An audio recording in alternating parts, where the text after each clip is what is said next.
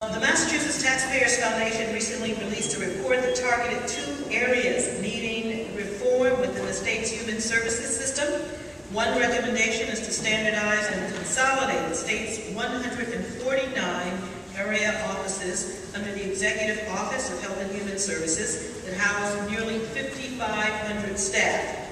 The second is to accelerate the closure of segregated, antiquated state institutions that have long outlasted their usefulness, are not cost efficient, and are a long way from residents, families, and friends in the community. The foundation estimates at least $65 million would be saved annually by implementing these reforms while improving services to clients. These savings should be reinvested in community human services to reduce waiting lists and enhance services. The question is this: if you were elected governor, would you support these recommendations, and what steps would you take in the first year to achieve these reforms? Charlie.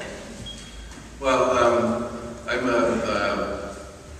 read the Mass Taxpayers Foundation report. They have a lot of other people who work with them on it, and I certainly believe, as I've said many times, that health and human services is profoundly complicated from an administrative point of view. It needs to be a lot simpler.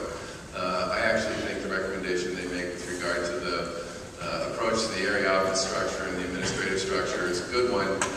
I would probably pursue it a little differently, but fundamentally, directionally, I'm in sync with that. I think, Health and Human Services spends about 25% of its own budget on its administrative operation, and that is worth somewhere between $400 and $500 million, depending upon how you do the math. And it spreads across well over 100 locations across the Commonwealth of Massachusetts. And anybody who's ever looked at it would conclude that it is an incredibly ineffective and incredibly hard way to actually do what makes the most sense to the populations that are being served. The one piece that's missing in there that I think is kind of fundamental to the task is to make the whole approach to this based on the idea that it's one health and human services. The biggest problem we have in health and human services, from a structural point of view, is not everybody believes that it's one health and human services. From an organizational, administrative, a management, a case management, you name it, structure and operation, and that creates incredible complexity for everyone who comes in contact with it. And while I'm directionally right in line, I think, with where the Taxpayers Foundation is going on that, I think there's a lot more that can be done and should be done to clean that up. Thank you. Tim? Could you just repeat the question? I sure will. If you're elected governor, would you support these recommendations, and what steps would you take in the first year to achieve the reforms? I think the second part, or maybe the first part, I can't remember exactly, is the institutions. And I think we have to continue. I know it's painful for some parents, and there may be some parents here in the audience that are arguing and fighting against the closing of the state institutions and moving to the community centers, but I think it's something that we have to continue with. We have to complete the job. At the end of the day, we want to bring these people closer to their families and closer to their communities and give them better services. And we have to reinvest the money that we're saving by closing these large institutions and make sure it stays in health and human services. On the other side, I'm not quite sure I agree with Charlie on that bigger is better and combining is better than diversifying or spreading things out. It may be more efficient, but I think people are averse to one-size-fits-all or one big super agency. I know that has been the movement in state government recently. I don't necessarily agree as a former city councilor that it always works best. I think people want to be close to their government. I think they want to be closer to government agencies and don't feel that they have to want to or have to come into Beacon Hill every time they have a problem. We opened up an office in Springfield to deal with retirement issues because we didn't feel people from Western Mass needed to come all the way to Beacon Hill on these issues. So I'll look at the findings, I'll look at the study, but bigger is not always better. And consolidation while saving money does not always provide better service. And at the end of the day, that will be the dividing line for me, whether we can deliver better services at a reasonable cost. Thank you. Devon. Well, first of all, I want to say I support the recommendations, and I'll tell you a couple of things we've done. We have closed the Westboro State Hospital, I think, a year ahead of schedule. We are on the way to closing Fernald. There are 27 residents still there. We've been talking about this sort of thing for years. We're getting it done.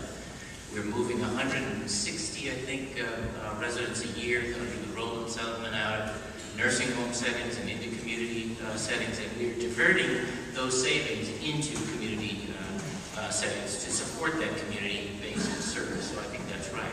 We've also begun to co-locate agencies in the same place. I think I'm somewhere between Tim and Charlie on this. When we talk about consolidating, we're not talking about having everybody, bulk up in downtown Boston, but the notion of having a DMS or DMH office in the same place, because frequently, frankly, many individuals present with eligibility for multiple programs, and so being able to come to one place is a service to them, and frankly, a savings to taxpayers as well, and we started down that path. Jill? I would just add that, I think it's important to hear the voice of the human services providers in this discussion. And the Mass Taxpayers Foundation certainly has a very important contribution to the discussion, and their perspective is important, but I'd really like to hear from the human service providers as well as from the clients as to how it rolls out for them, because efficiency alone is not the name of the game in creating a vibrant and productive human services network. For many years we've heard that we need to run Massachusetts like a better business, and I think it hasn't gotten us exactly where we need to go. So we can't just look at efficiency alone and let the community sink. I think we need to look at this question from multiple perspectives of the members of the community. And finally, on phasing out the old, large residential facilities, one of the basic premises in healthcare and medicine, and my background, of course, is as a medical doctor, generally one size does not fit all. And, we need to move towards the most efficient and cost-effective, but that doesn't necessarily fit everybody. And for people who are extremely disabled, it may be much more costly to actually move them into the community and provide their services on a one-on-one basis. So I think we need to move carefully. Thank you.